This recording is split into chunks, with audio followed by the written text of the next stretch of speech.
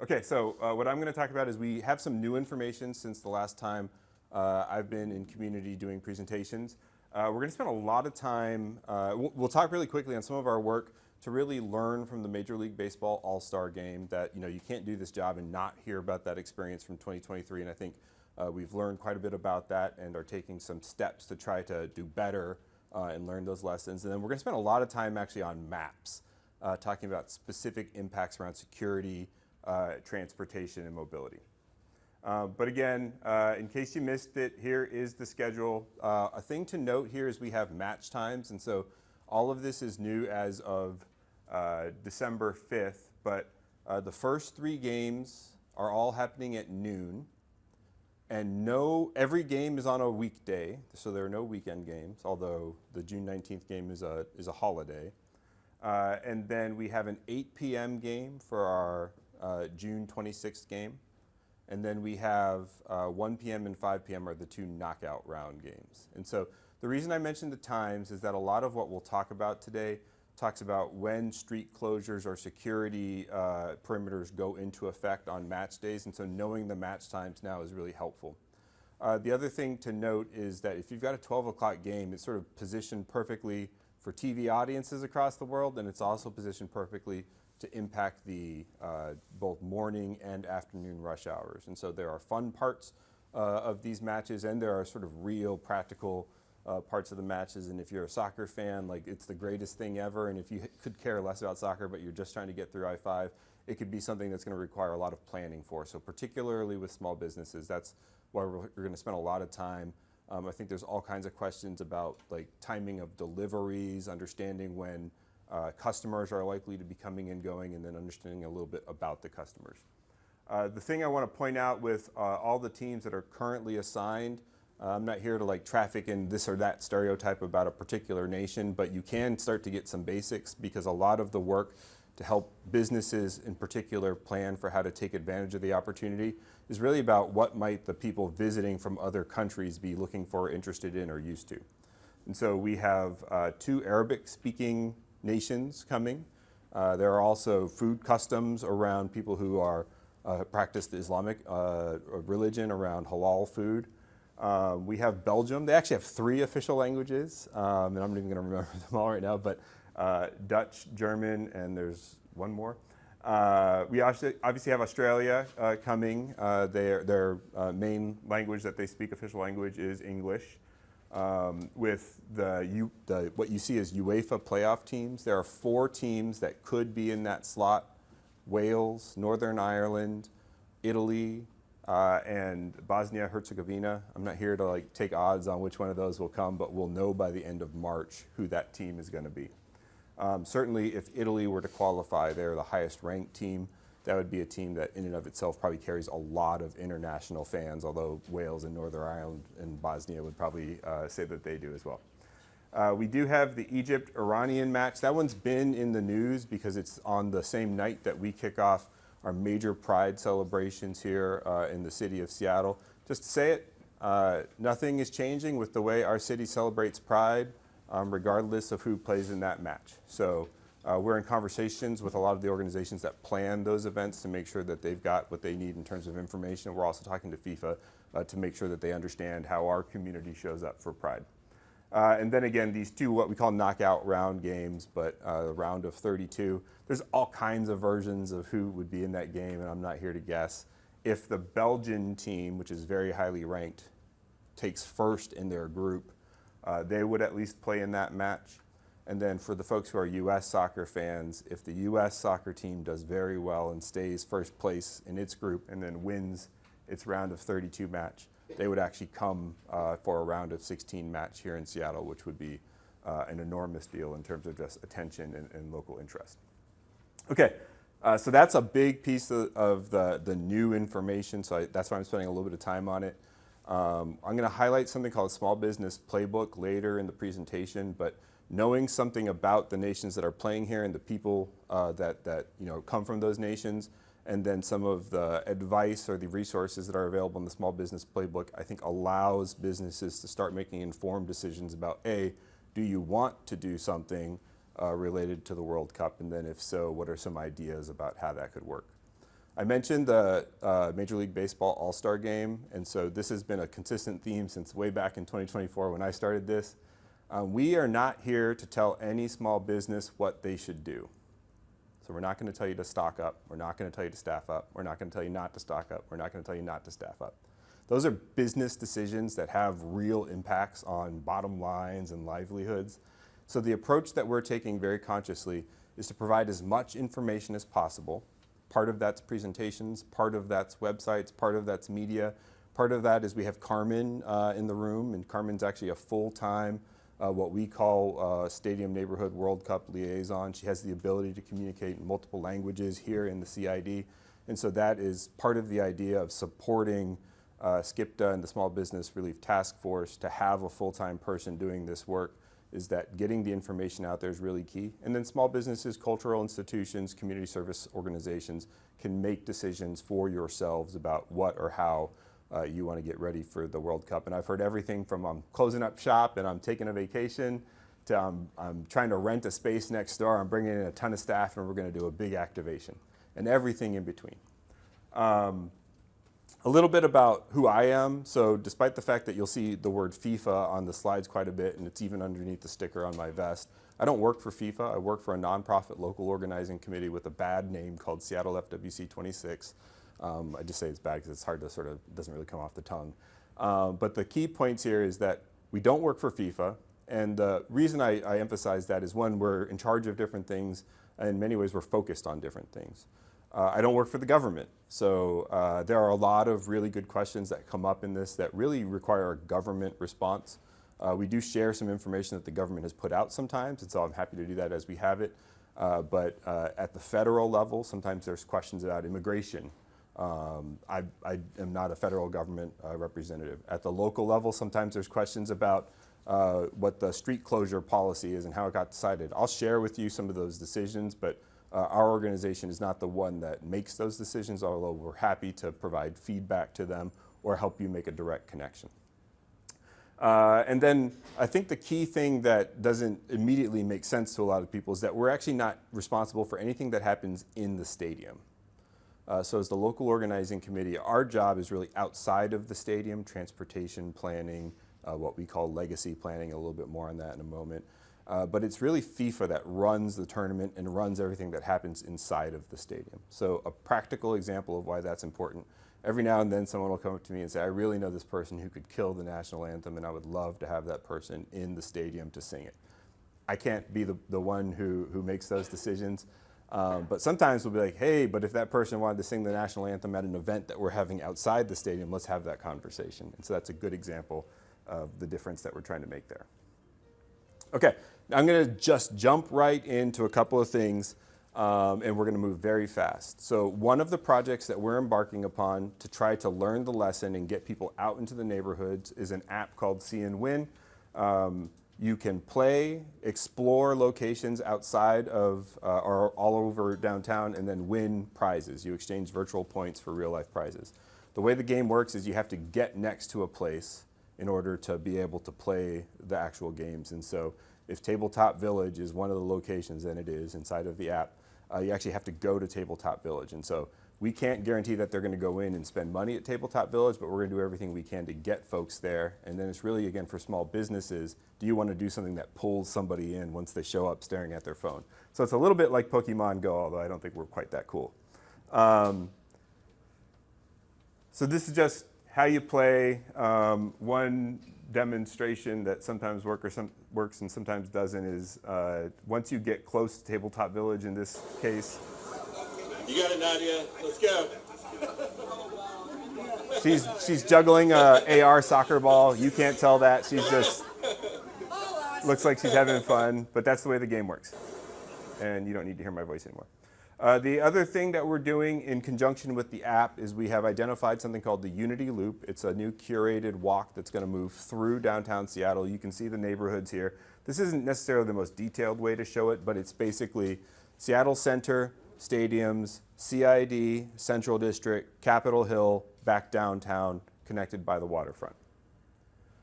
This is a much more detailed way to show it. This will probably show it better in the video that'll come here afterwards. But what it is after many rounds of community feedback over what is now a year and a half, we have really landed on the particular parts of neighborhoods where we're asking for help from local organizations to identify what we call the stops, the dots. And then we're going to have about 350 of them across downtown, and then also including the rest of Washington. And again, these are the small businesses, the actual places where we're trying to drive visitors and residents in an attempt to get more financial benefit, to broaden the benefit of hosting the event. And then the last thing, and I'll mention this because hopefully you'll start seeing these show up throughout the CID relatively soon as we get permission from ISRD, is we are giving for free to small businesses, and we'll only have a limited number, these locally made neon beacons. If you saw the poster or the postcard when you came in, there's this whale tail design made by local artist Shoga Ota. We've turned it into neon signs that are going to be at all different sizes. And what we're really trying to do is get those up into windows and local businesses so that if you don't use the app and if you don't use the map of the Unity Loop, at least somebody can show up from Australia or Qatar and you can say, just look for the whale tails in the windows, and that's a good way to get people out into neighborhoods again. So you'll see those starting to pop up over the course of the next 3 months. Another thing that I want to highlight is if you had gone to some of these presentations, we talked about all these playbooks that were coming. They are all now here. So a number of partners have published, in some cases, very detailed playbooks that provide really useful information for small businesses or culture institutions who want to do a little bit more research. Now, if you're a small business owner, you don't have a bunch of time to sit and read a bunch of stuff in a binder, and so they have done, I think, a very good job of trying to make them really make the point up quick and not belabor it. They're not 40-page long, sort of, paragraph by paragraph by paragraph. There's a lot of diagrams, a lot of checklists. You can use that QR code, and again, it'll be available online afterwards, or you can use that URL to get to all these playbooks, and they're being hosted by the Seattle Metro Chamber. Okay, this is a really hard slide to see. The key point is it's a calendar, and on the calendar there's a number of different information points. One of them is when all the matches are that are going to come in June and July of this year. It has things like when Mariners games will be. Bottom line, there is not a day right now where there will be both a World Cup match and a Mariners game. But there will be Mariners games in between World Cup matches, and Major League Baseball has decided to schedule both the Blue Jays and the Boston Red Sox during the World Cup, which are the two visiting teams that generate the most crowd when they're in town. It shows cruise ships, it shows a lot of different information. It shows when the games are up in Vancouver, BC, so that's another host city. So it's all these different events that might affect how many people are coming in and out of the city and the region.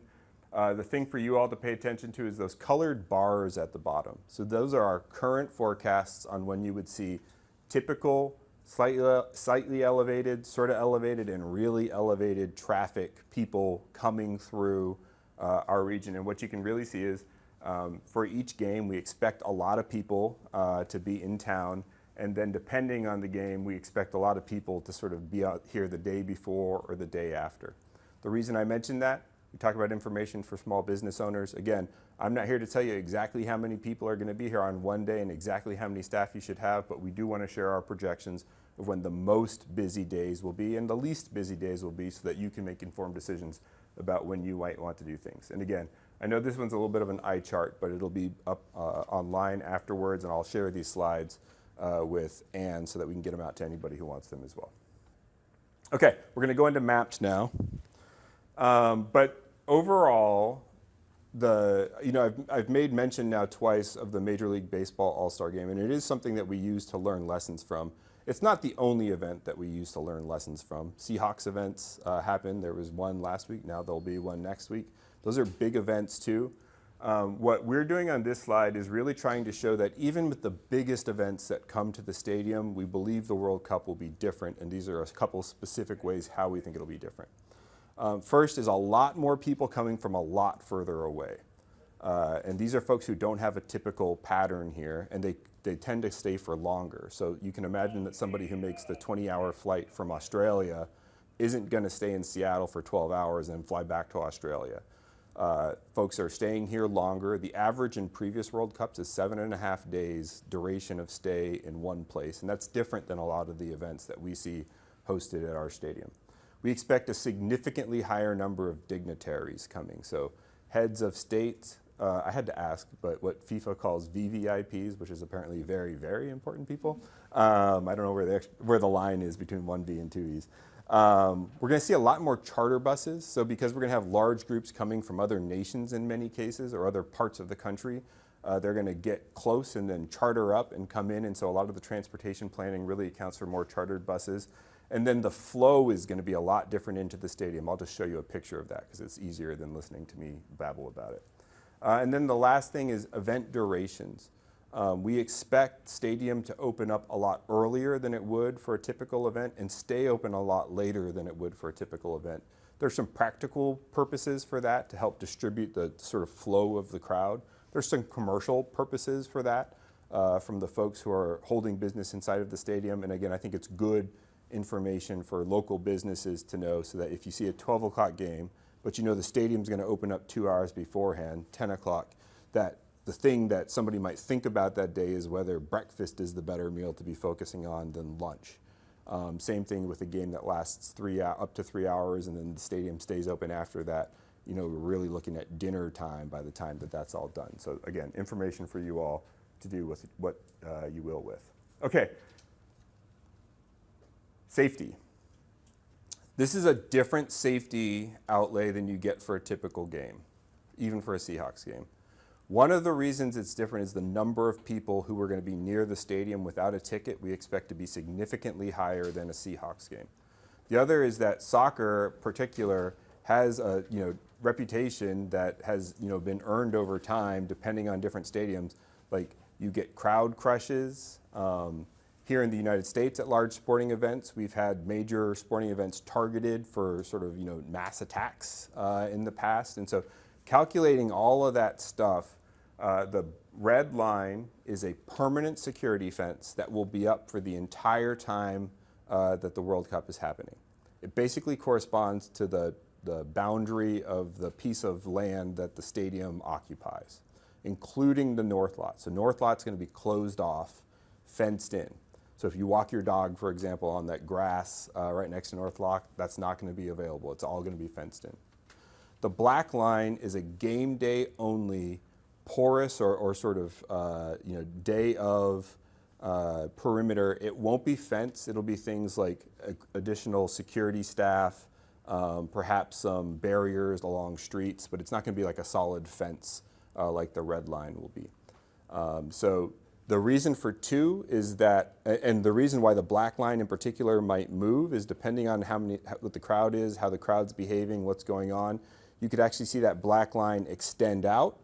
And the reason for that is trying to get people far enough apart from each other because distance equals time and time equals the ability to react to things. And crowd crushes in particular, which can kill people and kill people every year in different parts of the world, happen when people are just too close together in too large a number. And so that's why we have quite a bit more security spacing than you would see at a typical event. The thing, again, match day restrictions, the black line, become operational, and you can actually see how we applied the timelines to the specific match times for each match. Again, red, every day, black, match days only, and everything else we're about to talk about is match days only. 2 months ago, I showed a version of this slide, which is street closures that had significantly fewer street closures. It was all much further south in Pioneer Square. For this presentation, 2 things to point out. One is there is no street closure currently being planned that will extend into the CID. Now, where a street is officially closed versus where traffic is sort of functionally backed up or there's just a lot of people around, those are very different questions. So I'm not here to say that there will be no traffic impacts, but I'm saying where SDOT and SPD, and they are the deciders in this case, are currently planning for street closures. You can see that's the red lines, and then green lines indicate either bus routes or in some cases like limited one-way vehicle traffic. If you're a resident who lives in these areas and has a garage here, there will be specific abilities to have your car carry a sticker that identifies you so that you can get in and out. But again, it's going to be crowded no matter what, and that ability is going to have to follow a very particular path. So you can imagine we're spending a lot of time with residents of Pioneer Square in particular, really trying to get this information out there. And I have a presentation over there 2 days from now. I don't know if this is going to change again or not, and it could. And so that's the reason we say this is what we know for right now. I've not heard any conversation about street closures extending further east. We're not hearing right now that it would change again. We were starting to hear that it would go further north, and that's in fact what happened. So a thing that we want to emphasize is that particularly for folks who are directly impacted by this, we are still open. We can help take feedback and then get that to SDOT and SPD, who again are the ones who make the decisions about what Seattle streets close and when.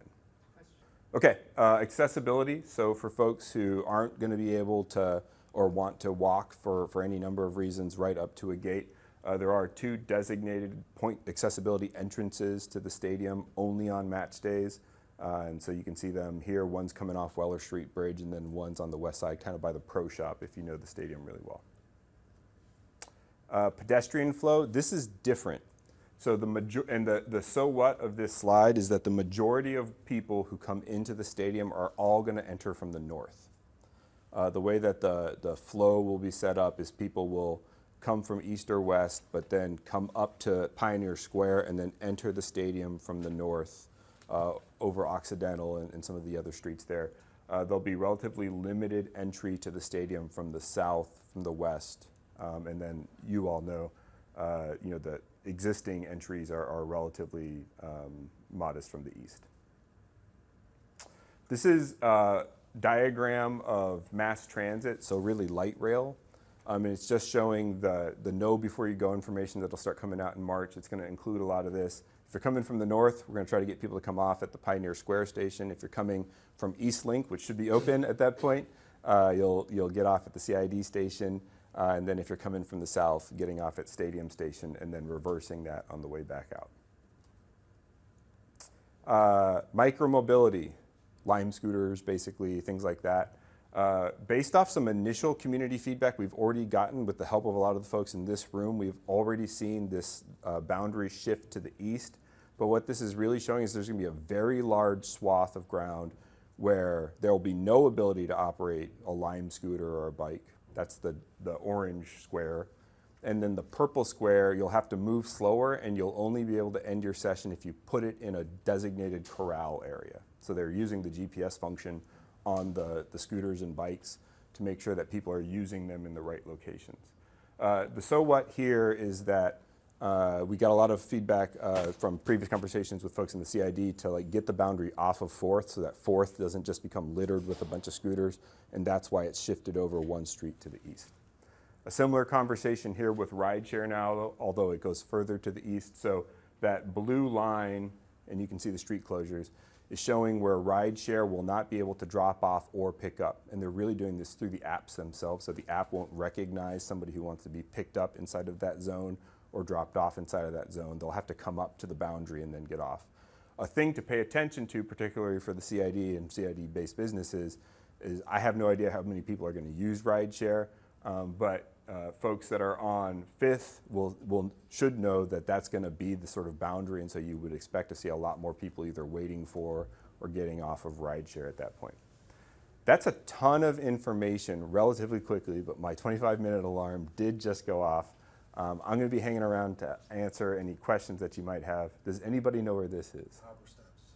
That's right, Harbor Steps. This is another of the big murals. You can't actually tell here, it's 17 stories tall, that we are commissioning as part of the Unity Loop project. There's more public art to come. I'll be excited to share that as we go. Our overall point in this presentation, again, is to get you all information, to get folks who are watching afterwards on TV or waiting for the translated subtitles to get the information, so that you can make good decisions for your business as the world's largest sporting event comes to our city in now 5 months. There are going to be huge opportunities. There are going to be impacts. For soccer fans, it's like a once-in-a-lifetime opportunity, and you can make a decision about whether you want to be around for that or you want to go on vacation, but we wanted you to have the information for all of that. That's what I got. Thanks, Leo. So I will do a very quick overview about the CID Small Business Relief Team and kind of what we've been up to in the last year in preparation for the World Cup. So this SBRT is a collaboration of 3 community-based organizations, SCIPDA, the Business Improvement Area, and the Friends of Little Saigon. And our work is kind of year-round small business support. At a high level, we do a number of things. We are in charge of communications to small businesses. So we translate and send out through email, in-person outreach, and text to you all. We assist businesses with grants and find funding and project manage for projects that improve the overall small business district. And I'm sure, hopefully some of you are familiar with this outreach flyer. This is the team of on-the-ground staff that are part of our small business relief team. So now zooming into what the SBRT has been doing with respect to World Cup only. And I know this is a lot of text, so I'm gonna walk y'all through it. Each color is a different year. So in 2023, that's when our conversations with Leo and the LOC team really began. And from that, we realized that we needed to ask businesses kind of what was the most important thing with respect to World Cup businesses want to know, and how should we get that information out. So that was the first survey that we did in early 2024. We also did the info session that I mentioned at the beginning that is available in video in 3 languages on our website. In 2025 was a lot of additional community engagement and outreach. We did a second survey that asked businesses kind of deeper level questions and opportunities and challenges that folks saw that we could help meet. We also had 2 in-person planning workshops with service providers and business owners to think about more about transportation in a deeper way, and operational needs, and what folks are thinking about in terms of activation and events as a neighborhood. We then took the feedback that we heard from these planning workshops and these surveys and compiled them into what we are calling the CID Neighborhood Resiliency Strategies, or Advocacy Plan. So this is a combination of all the feedback we've heard from you all and your peers with respect to, on-the-ground services coordination, marketing, outreach, and I'll share that in a little bit more detail. But we've since then taken those strategies and used that as a talking point to our government partners at the city, at the county, to make sure that CID needs are being elevated and heard and resourced where possible. We've also done digital marketing workshops and continue to gather information with the help of the LOC and other partners. And we have also staffed up. So, Carmen, there she is. Most of you are probably familiar with Carmen. So she is the CID Sports Economy Coordinator. So her role specifically is to be that liaison between everything that is coming down, not only from the LOC, but from the city, from all the planning entities that are involved with the World Cup. And Carmen's role is to share that information out to small businesses. Carmen and I are tag teaming the outreach. She'll focus on the small business side, and then I'll focus on the service provider side. But you can email either of us, and we'll make sure that your questions and answers get to the right people. But Carmen's role is really to make sure that you all have the right information. And like Leo said, we're not here to tell you what to do with your business or your organization, but we will share as much information as we know so that you can make an informed decision about how to move forward. We will also be planning 3 neighborhood watch parties, one in Huamai Park on June 24th, one in Hinghe Park, July 11th, thank you, and then one in the Theater off Jackson, July 19th. More to come, but we're imagining these as watch parties kind of for the immediate area, for residents who live here, community folks, will take place in, very beloved and familiar public spaces. So more on that to come later. And then Carmen has colleagues in Pioneer Square in Soto who are doing similar liaison roles, and so we're partnering very closely and in close communication with those folks in the other stadium neighborhoods as well. To come, so these are the things that we will make sure to communicate with you all about upcoming resources that the Small Business Relief Team is putting on. So today, this is the second of 3 info sessions. We'll have another one this spring, date TBD, info TBD. That's what we hope to get the feedback from you today with that survey. We want to know what information would be helpful to share at that point in time. As Leo mentioned, there are other resources that other organizations have produced, like playbooks. There's playbooks focused on hosting your own watch party, around branding, what not to do and what to do, because there are strict things around not using FIFA-specific branding. So we shouldn't be saying World Cup. We can say the specific match. We shouldn't be using FIFA's logo. But there is a Seattle-specific logo that Visit Seattle has created for us all to use and change up as we like, because FIFA is so strict with that. And then there's the Small Business Preparedness Playbook, which literally just came out last week, which we are still digesting, and we'll figure out how to kind of best share that with all of you. And then I think as we get closer to the games, one thing that we're thinking of providing is one-on-one consultations with businesses, and we really want to figure out how best to do that, if we should be coming to you or having certain windows where you come to us. This is a very high-level summary of what we've heard from all of the community engagement that we've done so far. I think in general, we're hearing a lot of excitement and a lot of kind of challenges that folks are anticipating with just access to the neighborhood, and how we can bolster up existing services to make sure that this neighborhood is getting what it needs because we are expecting so many people to come to the area.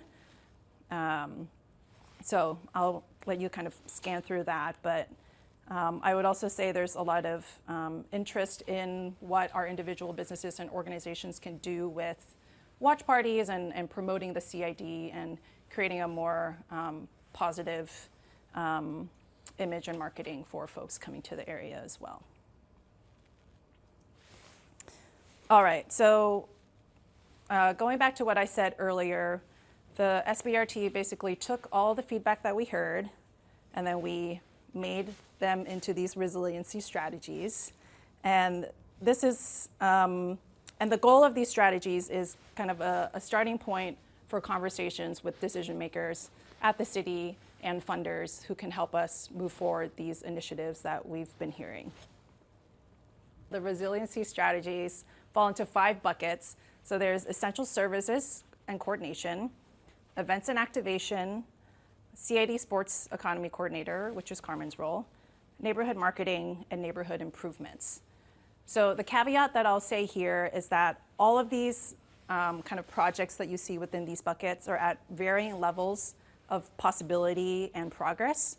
But I did try to include the things that I know at the very least our partners are considering or already moving forward, and there is some funding. But each one is a little bit different. So if you want more detail about any of these, I'm happy to talk afterwards. And then Twin's presentation, she'll also share a lot more about the neighborhood marketing aspect. But as you can see, we're kind of thinking about it in a very holistic way to make sure that we're reducing any possible friction that this neighborhood plans to kind of absorb during these games.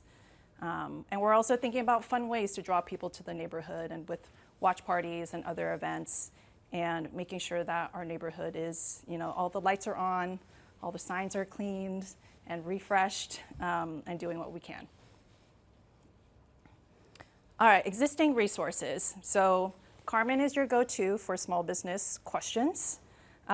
We have also created an FAQ that lives on the BIA's page, where you can read through all of the questions you might have. It's also translated into Chinese and Vietnamese. The info session video that I mentioned is also online. Those are the resources that the SBRT has produced, the yellow ones. And then the red ones are the kind of external resources that our other organizations have produced. So like I mentioned, the Watch Party Playbook, if you want to host your own watch party, the brand new Small Business Readiness Playbook that has a lot of checklists that can help guide a business through what to prepare, for example, like staffing or just large event preparedness guidance. And then the Community Branding Playbook is the brand that you can download and kind of make it your own and know that you will not be upsetting anyone at FIFA for the branding that you decide to do. And then this is my last slide. Other resources to come. This presentation will be available in video with subtitles and then an upcoming spring info session. All right. I will pass it now to Twin. So my name is Twin, and I'm the Executive Director for the CID Business Improvement Area. And what that means is it's a nonprofit organization that's funded by businesses and also property owners. So we pool our money together, and from that fund, we use that to enhance services like sanitation, safety, and we also organize the night market, food walk, and Lunar New Year. So we're focused on clean and safe streets, marketing, advocacy. So we're a connector between businesses, community partners, and also the city of Seattle. So touch a lot of departments there. So World Cup, why does this matter? It matters because World Cup is going to bring people. Events bring people. People spend money. Businesses like money. And then the marketing tools that we are going to present today will give you an idea of something that you can either use or not use. It's completely optional. That's my disclaimer. Participation is not mandatory. These are just ideas. We wanted to give you a heads up on like how we're preparing for the influx of people that's coming to the neighborhood. So this is also a calendar that may or may not show up well right here, but essentially we have 3 different organizations, the BIA, SBRT, and also the International District Community Center. And there are various events all throughout the month of June. The blue is IDCC. It's this Teen Soccer Mini World Cup, Hinghey Park Watch Party, FIFA Trivia, another watch party, and then the items in red are the events that the BIA is specifically in charge of. So June 18th is going to be our CID summer kickoff, which is a collaboration between the BIA and also the Wing Luke. It's a combination of the CID block party with Jam Fest, and it's a kickoff to FIFA World Cup, but also just the summer, because summer solstice is on the 21st, and we want to bring in a lot of momentum. The overall marketing campaign, we're calling it Kick It in the CID. So what that looks like is businesses will have various promotions that will curate and promote as part of this one single shared marketing campaign. So Kick It in the CID, CID summer kickoff. When people come to the neighborhood, they'll come back. Lots of ideas. So the month of July, the promotional week, Kick It in the CID, is going to run from June 15th to July 5th. After July 5th, there's going to be various watch parties. There's going to be a food walk on July 11th with SCIPTA, and also another watch party on the 19th. So a lot of really exciting things. How it all works together with the BIA, how we're all bringing this together is we have an event, which is the summer kickoff. We have a campaign, Kick It in the CID. We have a tool, which is the CID tourism brochure, or the Visit CID, if we're stealing from Visit Seattle. And then we also have support, which is small business grants, but also through the CID Visioning Group, and also this program called the Small Biz Accelerator Project through UW and Seattle University. The goal at the end of this, when soccer comes and goes and the summer is over, the goal for me and for the organization is we want to make sure that people have the capacity. They have funds to be able to put things on. We want to bring people to this neighborhood on purpose, not just on accident. And then we also want to make sure that we're supporting the businesses beyond World Cup. So we have these tools, we have this program to support businesses. Everything that you're learning, everything that you're doing right now is going to build this foundation for beyond World Cup, beyond the summer, and hopefully in the future. And then at the end of this, we want a neighborhood that feels intentional and a neighborhood that feels alive and looks good and clean, all the things. We want it to feel good and alive and happening. So more people, more reasons to stay, more support for businesses. So there is going to be a QR code at the end of this presentation, but how businesses can join is we have an interest form. You can opt in for either more information or very specific information. There's going to be business listings on our website, calendar event listings, and then we're also going to provide campaign graphics for the Kick It in the CID campaign as well. So funds for funds, what does that mean? So the CID Visioning Group prioritized FIFA as something that they wanted to tackle. So there was a subcommittee, they all met. There was another subcommittee called Public Safety, and then they combined the subcommittees into forming this mega subcommittee. And of all the funds that they allocated for these committees, they wanted to get money into the hands of businesses and nonprofits as quickly as possible. So it's not necessarily for FIFA, but it is going to be released before FIFA, so you can prepare, but you will have to spend the money by the end of the year. The mini grants range from $2,500 to $5,000, but we'll know more at the end of this month when we have the application. And you can use the funds to create your own activations. You can also use it for signage as well. So yes, what this means: watch parties, food and drink specials, pop-ups, in-store events, signage, cultural programming. You decide what fits for your business at whatever scale. And the CIDBIA can help you promote it district-wide. And also we'll be putting together a very light activation menu that's paired with this mini grant application. So you have, if you don't have any ideas on what an activation would look like in your space, we'll have ideas for you. So bring people here on purpose. What does that look like? So we know that FIFA World Cup is happening in June, but right before June is May. And what's really important about this event is, one, it's happening in May during AA&HPI month. So there's a lot of, Asian American AA&HPI events happening. Two, this neighborhood has a high density of family-owned, immigrant-owned restaurants. Three, we like dim sum.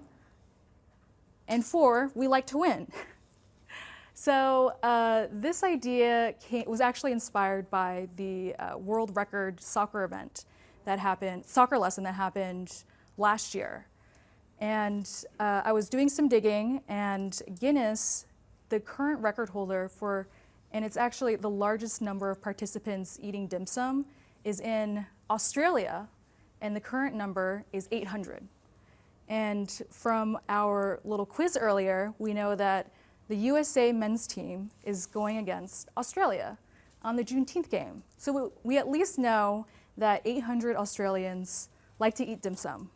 So wouldn't it be great to take, before we beat Australia at soccer, or however that works, wouldn't it be great if we could take away the world record from Australia ahead of the World Cup, just to, change this perception of the neighborhood, bring people together, eat some really good food.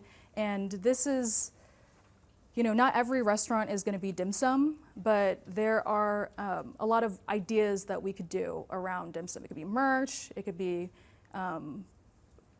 like just something that's round. It could be, this is why I actually brought this out. It's like a little bow, and it's a stress ball. So, there's a lot of different ideas, and I think that with the World Record Dim Sum event, there's going to be a lot of PR that comes with it, but not to say that, don't stock up. Disclaimer, disclaimer, disclaimer. I'm not saying any of that, but this is something that we're going to be working on ahead of the World Cup as people are starting to plan around their trips. So positive attention, optional opportunities, yes. 5, okay, oh shoot, okay. Participation, spin-off, flexibility engage in events, support from the CID, and then the marketing campaign, kick it in the CID. June 15th to the 4th, promote your activation, encourages visitors to explore the district, the CID as a destination. Okay, and then the CID summer kickoff, which is the collaboration between the Wing Loop and the BIA, is going to be the day before Juneteenth. So the 19th, the Juneteenth is the 19th. Yes, I won't read that. Okay, visit CID brochure.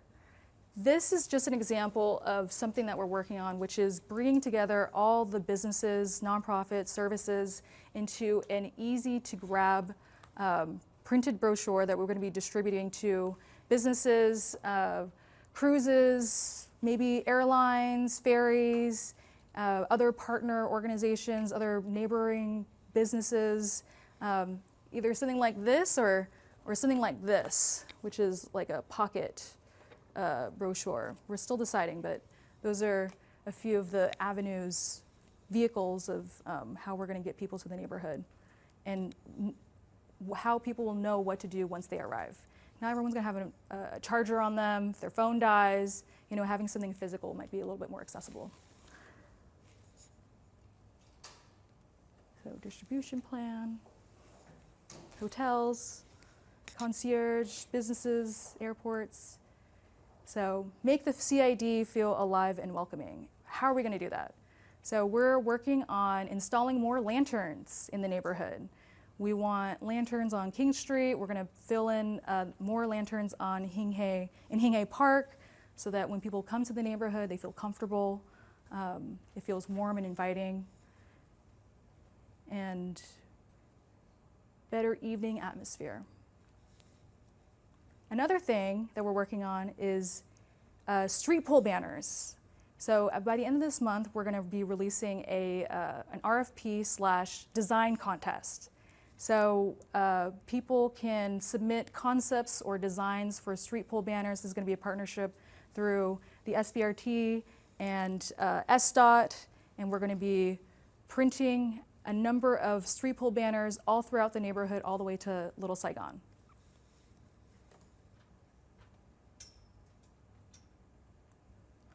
Supporting small businesses and beyond. So I mentioned earlier that we have this partnership with the University of Washington and Seattle University. It's the Small Biz Accelerator Project. And it'll help businesses to figure out, okay, I have this grant, I got this funding, and I want to do this activation, but I also have to run my business. I need some help. How do I, how do I streamline my operations? How do I market this? How do I do all these things, right? Because when you're a business owner, you're wearing a ton of different hats, and you have to be a content creator, you have to be your accountant, you have to be, your supplier or whatever. You have to be everything, right? So what this means for you, if you are all interested in being a part of it, right? It's free support, hands-on support with marketing. They'll provide, they might help you with like a very simple 3 to 4 page website, operations, inventory, very, very light accounting, planning for busy periods. So if you have like an influx of people coming in, how do you make sure that everything is locked in so that you can accommodate all those people so they don't have to wait hours? And it's designed to just help you handle the traffic flow now, World Cup, and after. So all in all, the CID just works. The CID works best, and we work better together. I want to share this with you all because this will only work if you want to do it. So I'm not saying you should do it. I'm saying that these are opportunities. And if you are interested in being a part of either the Small Biz Accelerator Project, learning more about the grants, learning more about the World Record Dim Sum event, or the Kick It in the CID marketing campaign, you can scan the QR code and sign up there. And then afterwards we can do some check-in conversations. I also have business cards right here if you want to grab that instead.